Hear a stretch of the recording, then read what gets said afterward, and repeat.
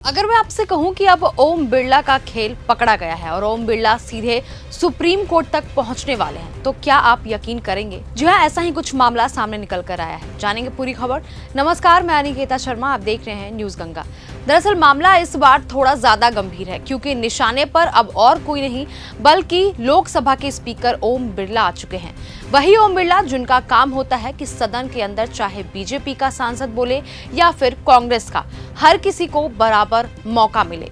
लेकिन विपक्ष लगातार आरोप लगा रहा है कि सदन में उसकी आवाज को दबाया गया। आप खुद इस पूरे सत्र का हाल देखिए। लोकसभा में सिर्फ करीब 19% काम होने की बात सामने आई है, जबकि राज्यसभा की उत्पादकता करीब 39% रही। यानी संसद को जनता के टैक्स के पैसों से चलाया जाता है।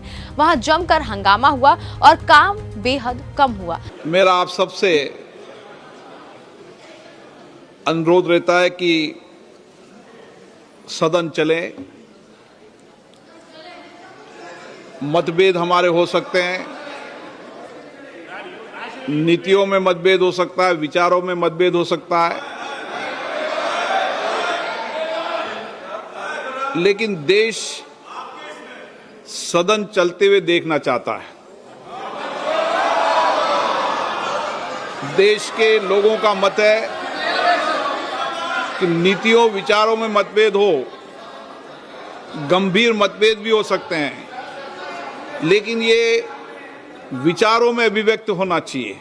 विपक्ष लगातार सवाल पूछता रहा, आखिर प्रदर्शनकारियों पर लाठी किसने चलवाई, कार्रवाई के आदेश किसने दिए। लेकिन विपक्ष का आरोप है कि इन सवालों के जवाब सरकार से नहीं दिलवाए गए और यहीं पर सवाल ओम बिरला की भूमिका पर खड़ा हो जाता है, क्योंकि स्पीकर का काम सिर्फ माइक ऑन ऑफ करना नहीं है। स्पीकर का काम है कि सरकार से विपक्ष के सवालों का जवाब दिलवाया जाए और सदन को निष्पक्ष तरीके से आगे तक चलाया जाए। दूसरी तरफ टीएमसी के बागी सांसदों का मामला भी अब गर्म हो चुका है। जी हां, टीएमसी की तरफ से स्पीकर के सामने शिकायत रखी गई है और अब दावा किया जा रहा है कि अगर इस मामले पर सुनवाई नहीं हुई तो सुप्रीम कोर्ट का दरवाजा भी खटखटाया जाएगा।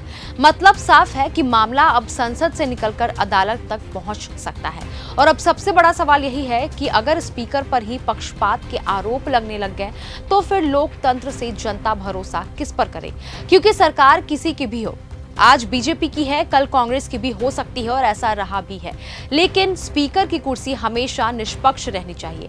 अब देखना यही होगा कि ओम बिरला के खिलाफ उठी ये आवाज सिर्फ संसद तक रहती है या सच में सुप्रीम कोर्ट के दरवाजे तक पहुंचती है, या यह मामला और भी ज्यादा आगे एक बड़ा रूप ले सकता है।